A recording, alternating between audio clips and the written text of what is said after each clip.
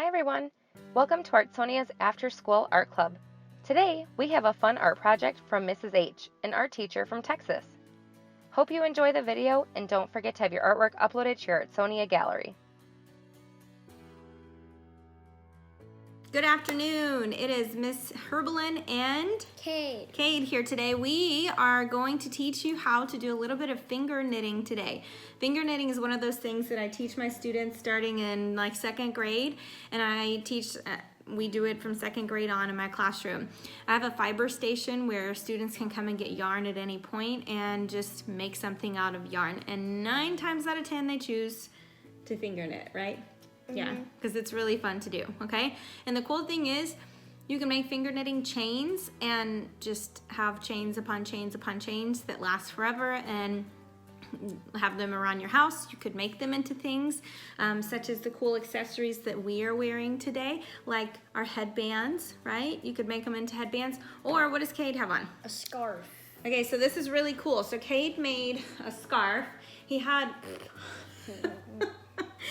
He had 5 different chains that he laid down together. So here's 1, 2, 3, 4, and 5 different chains that he laid down together. And then all we did was he took a paper clip that I taped to the end of, and so it didn't have any pokey parts on it. And all he did was he went in and out and in and out and in and out until they joined together. So he actually has a homemade finger knitted scarf that he could wear during the winter time, right? It's pretty cool. A little hot for this time of year, but it's really neat to do. So you can make all kinds of things out of them. Belts, you could make necklaces, bracelets.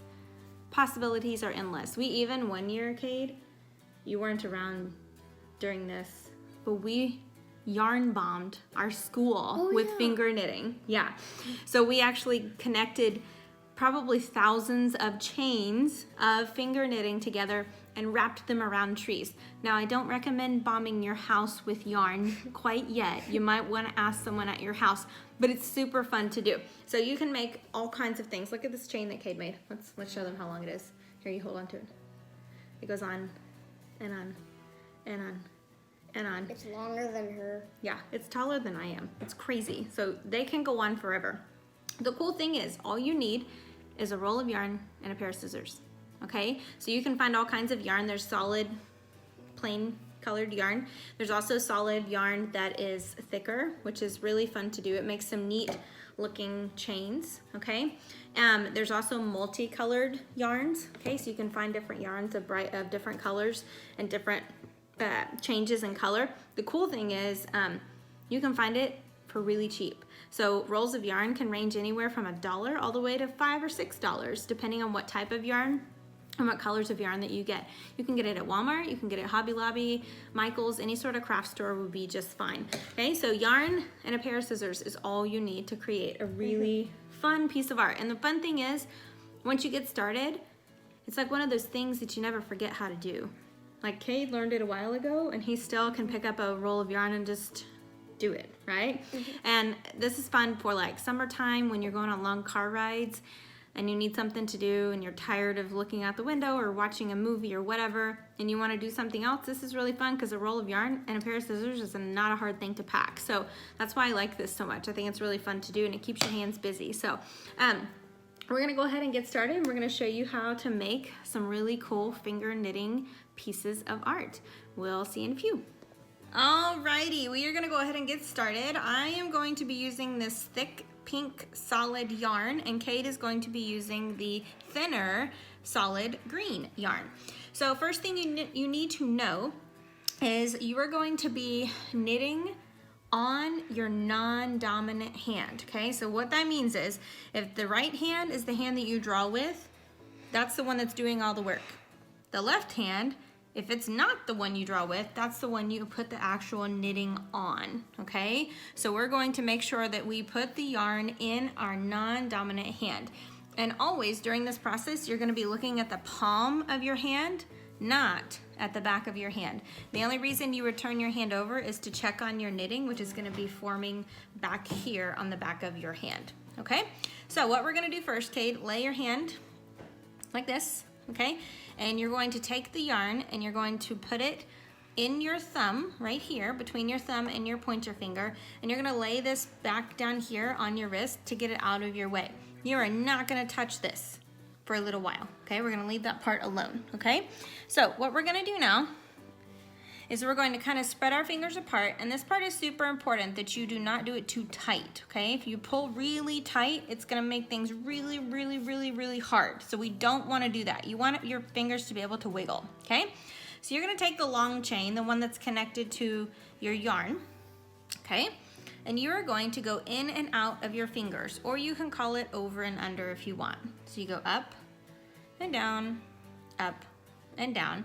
And when you get to your outside finger, you wrap under it and you go back. Same thing again. We get back to our outside finger and you wrap underneath it. And how many times are we doing this, Kate, until we get what? 2. 2 what? 2 loops. 2 loops on what? Your fingers.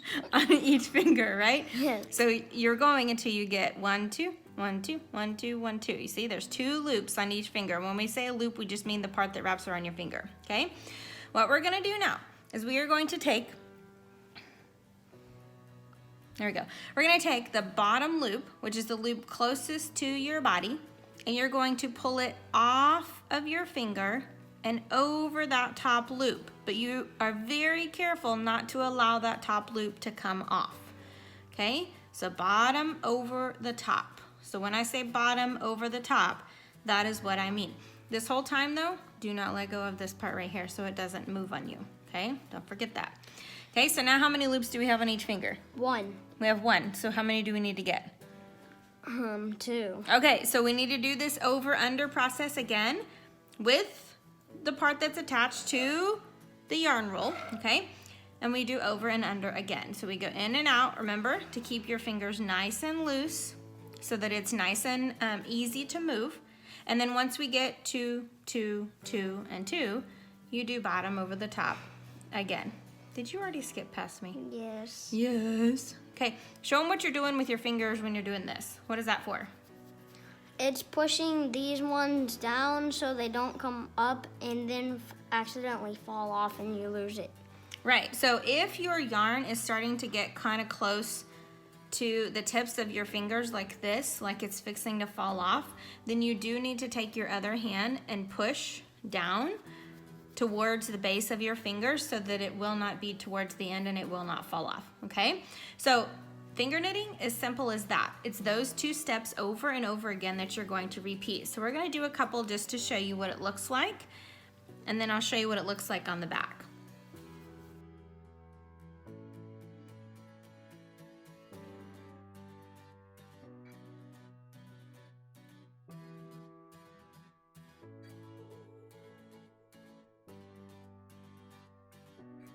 Okay, so let's turn over and show them what we have on the back so they can see. So after you've done the over, under, and the pulling 3 or 4 times, then you can actually let go of this string if you want to. Some people don't like to, but what I like to do is turn it over at this point to see what I have going on. So you have a chain on the back of your hand that you are building. Notice how different our chains look because of the difference in the thickness of the yarn. So Cade's chain is a lot thinner right now, but as he keeps on going, it's going to start developing a little bit more, and it's gonna look, it's actually the same movement, it just looks different because of the differences in the yarn, okay? So this chain, as you keep building, is gonna get longer and longer and longer and be on the back of your hand and keep building, okay? So we're gonna continue this process for a little bit just to show you what it looks like, and then we'll show you how to take it off when you're all finished.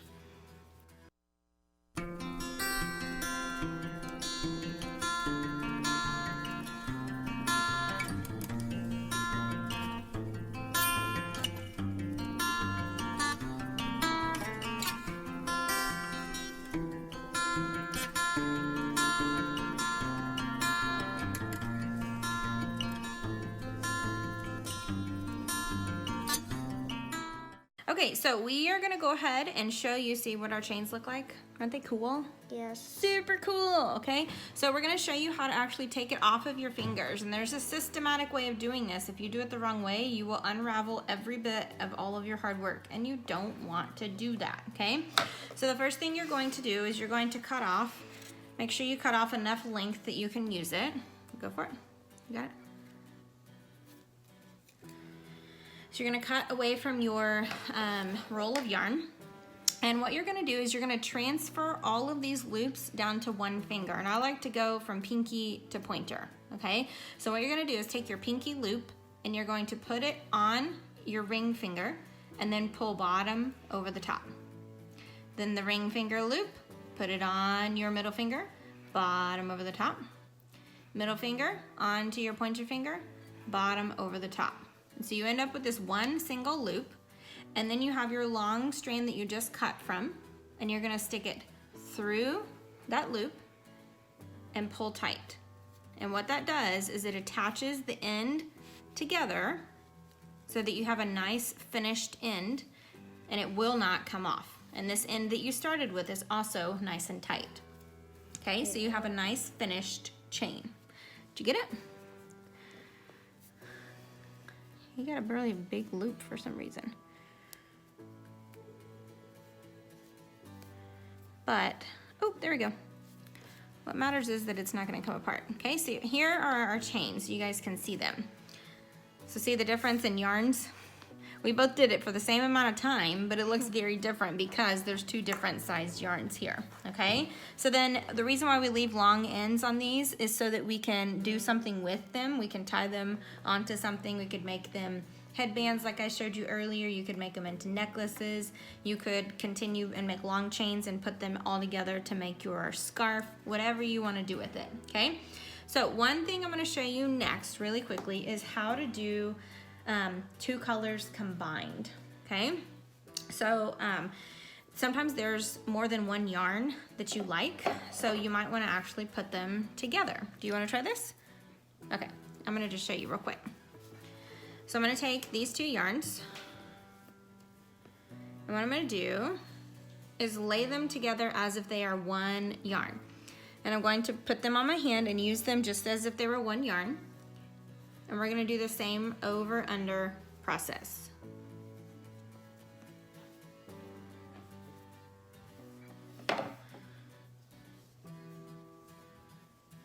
Okay, so I've got myself, ooh, I mixed up somewhere. There we go. Okay, so I have myself 2, 2, 2, and 2. Notice that there's really 4 strings there, but we're pretending like these 2 strings together are one string. So I'm gonna do bottom over the top, just like I did on the first one.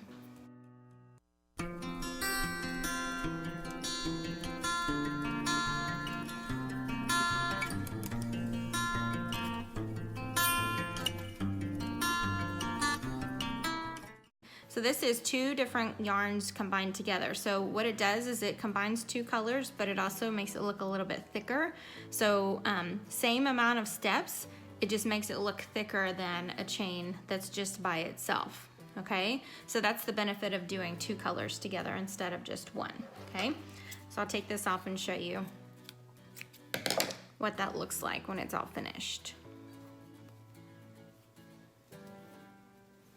So we're just doing that transferring step like we did before. All down to one strand and then tie that in together. Okay, so same amount of time, but do you see how different in thickness those 2 strands are? Okay, so that's why sometimes it's fun to combine colors together. Okay, I hope you guys enjoyed your finger knitting with us. We actually had a lot of fun. So Cade made himself a chain on his head. I made this long chain right here you guys saw whenever we were creating it. And I also made this multicolored chain with multicolored yarn and other solid color yarn combined together. You can even do like 3 or 4 rolls at a time, which might be hard to manage the rolls themselves, but you can do as many combined together as you want to. There's also 2-finger knitting, which I did not show you guys today, but 4-finger knitting is what we most commonly do in my classroom because it is a little bit easier. So, but that's a wrap on finger knitting.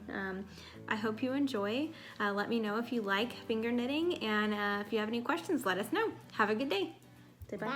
Bye. Bye.